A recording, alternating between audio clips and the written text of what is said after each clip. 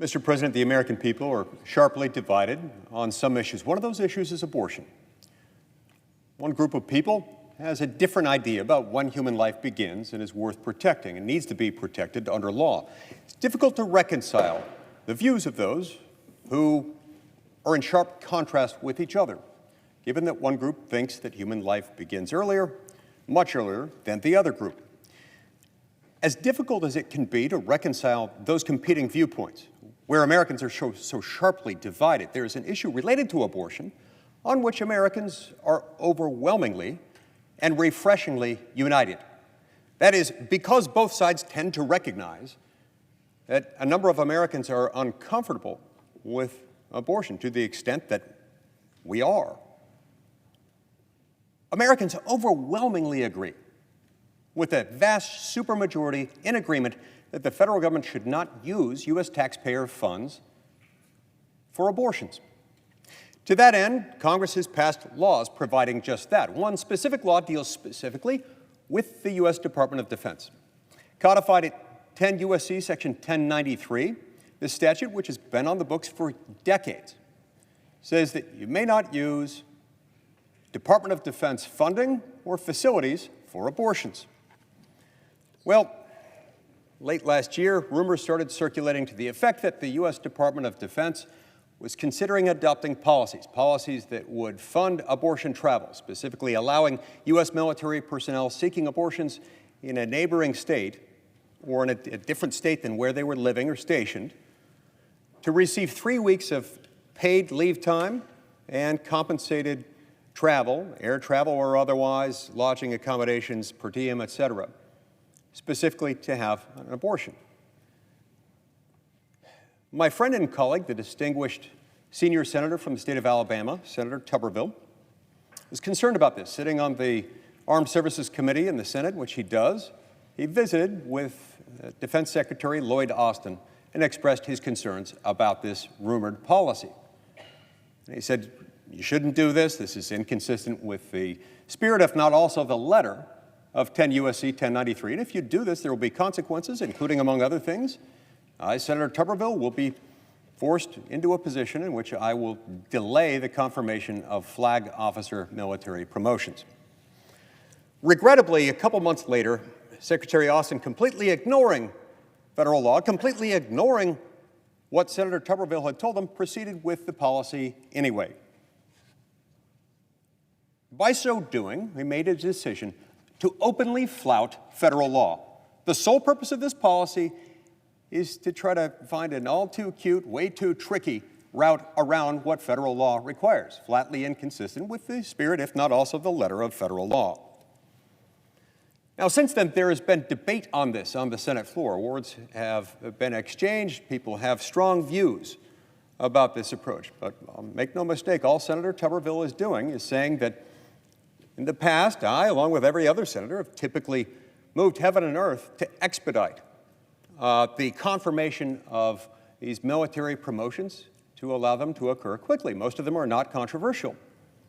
That is the norm, but these things require unanimous consent. And there's something about unanimous consent. It requires, as the name implies, actual unanimity, meaning any one senator can raise an objection that makes expedited confirmation not possible. This doesn't stop the confirmation. All it does is it requires additional steps to be taken. It takes more time. Yesterday, we had a statement that was unfortunate, a statement that brings me to the Senate floor today, a statement made by Secretary Carlos Del Toro, the Secretary of the United States Navy. Secretary Del Toro, with whom I've worked on other matters in the past and for whom I've had great respect, made a very unfortunate and inappropriate statement. Here's what he said, quote, I would have never imagined that one of our own senators would actually be aiding and abetting communists and other autocratic regimes around the world, close quote. This statement, to be clear, was talking only about Senator Tuberville, saying, in light of this policy, which I believe is incompatible with federal law, I'm not going to facilitate the expedited confirmation of the nominees in question. That's all he said. And yet for that, he was accused by the Secretary of the United States Navy of, quote, aiding and abetting communists and other autocratic regimes around the world. This is strange. This is unacceptable. And this body should emphatically, unambiguously reject the ad hominem attack against Senator Tuberville by Secretary Del Toro. Look, I get it. Sometimes passions are inflamed. Sometimes people feel really strongly about things. I hope and expect Secretary Del Toro will see the error of this and retract and apologize this statement, because he's essentially accused a member of our body, a distinguished friend to the United States, to the people of Alabama, and to me personally, of treason, of directly jeopardizing the security of the United States and putting it at risk by aiding and abetting communist and other autocratic regimes around the world. Personal attacks against members of Congress or other people based on policy views, policy disagreements, here procedural, strategic disagreements, certainly violate the high standard of decorum that has long been honored and that is typically held and exhibited by the leadership of the United States Armed Forces. Now, look, there are important things to consider when you evaluate this policy designed to flout federal law. We have three branches of government. One branch where we work makes the law. The executive branch, where the Pentagon exists and the White House exists and all the executive branch agencies exist, they're there to enforce the law. And then you've got the judicial branch across the street, headed by the Supreme Court, that interprets the law where people disagree as to the law's meaning. We're the only branch that gets to make the law.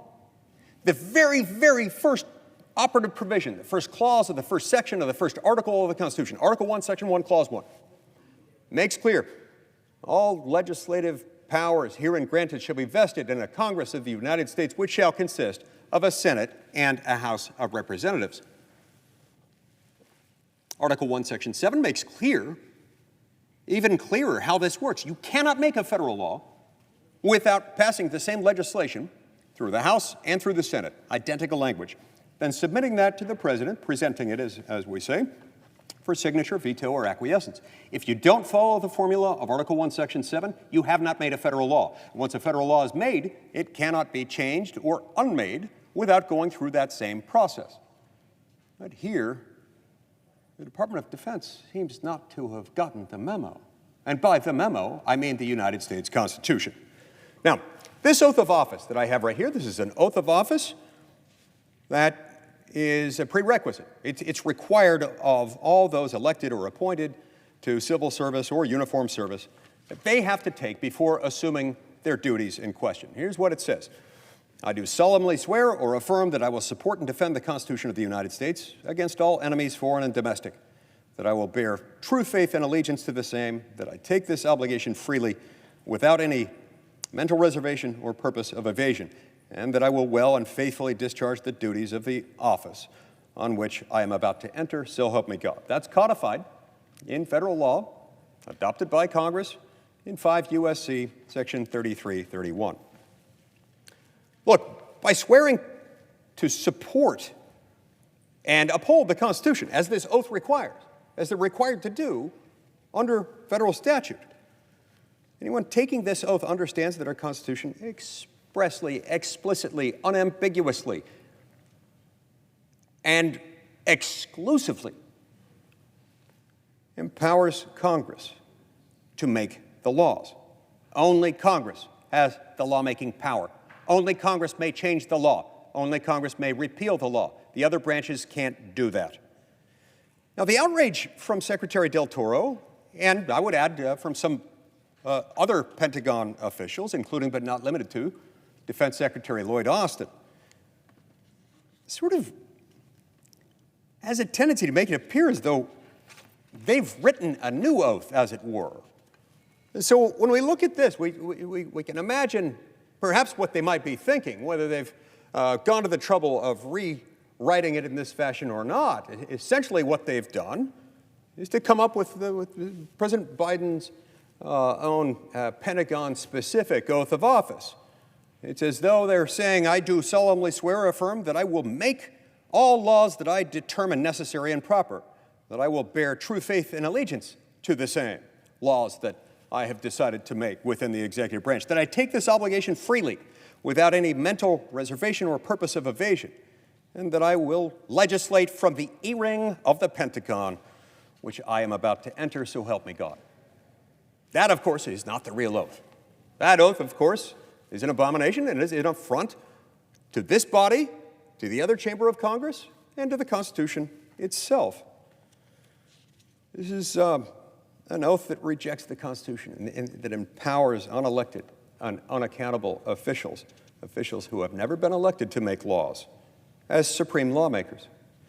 Secretary Austin and the civilian leadership of the service branches want us to believe that the sky is falling, and that the falling sky has been prompted to fall by Senator Tuberville, and that Senator Tuberville himself is somehow empowering communists and other autocratic regimes throughout the world, imperiling and endangering the United States. These are not just fighting words, Mr. President. These are words tantamount to an accusation of treason, words that are unfounded, words made with knowledge of their falsity or reckless disregard for their truthfulness, words that disregard what's actually happening here. These are not appropriate. These are way over the line.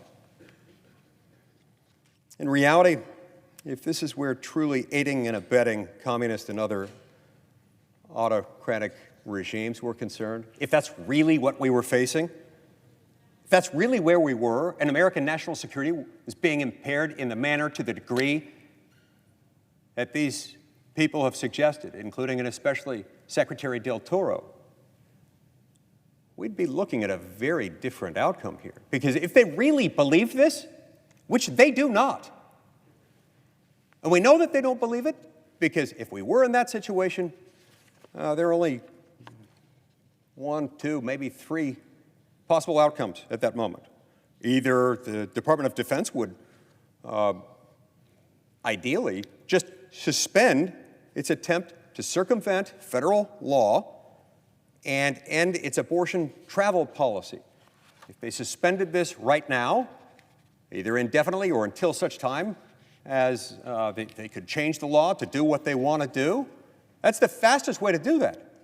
I have it on good authority that Senator Tuberville would release his hold immediately, and that these people could move forward very, very quickly on an expedited basis. If they want these people confirmed, that's all they have to do. Suspend that policy, and I'm willing to bet, not even a betting man, but I bet here anyway, he'd lift it today.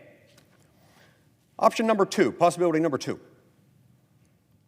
Senator Schumer and the Senate Democrats, if we really were in that environment where national security were being imperiled and we were strengthening the hands of hostile regimes all over the world because of Senator Tuberville, if that's really where we were, just because he was requiring the full process rather than expedited consideration of these nominees, well, then Senator Schumer and the Senate Democrats would take the time to bring these nominees up for a vote on the floor. You see, there are procedures by which we can bring them to the floor, even with a hold. A hold isn't a death knell. It's not a veto. All it says is, I'm not going to give my consent, to which every member of the United States Senate has to consent to expedite consideration. They could still do it, but they're not. So one of those 2 outcomes, or some variation of them, that's what we would be facing. But instead, what are we looking at? Well, just day before yesterday, the Senate held its first vote in 40 days. And it appears very, very likely that within just an hour or 2, maybe 3, the Senate will be recessing for the weekend and not voting again until Monday. So we have the ability to move nominees forward. Senator Schumer and the Senate Democrats have the ability to put them on the calendar. Just take some additional steps. It takes time. But they're not doing it. They're not budging. Why? Because they know their words aren't true. They know their spewing of invective, unfair, defamatory accusations relate to facts that they don't even believe. Because if they believed them, we'd be in a very different procedural posture. Look, whether you agree or not agree with Senator Tuberville's strategic decision here, whether you, as a United States Senator or as an onlooker, would have made the same decision, regardless of how you come down on that, regardless of where you are on the position of abortion or government funding for abortion. Senator Tuberville is well within his rights. These are rights that each individual senator holds and owns uniquely, personal to them. This is consistent with his assignment on the Senate Armed Services Committee. He's doing the job the way he believes he should do his job, and in a manner consistent with how the voters in the great state of Alabama feel. So we have and we respect these rules, and we've respected them for centuries. Respecting the rules and the institution requires us to respect those with whom we disagree when it comes to procedural decisions like this one.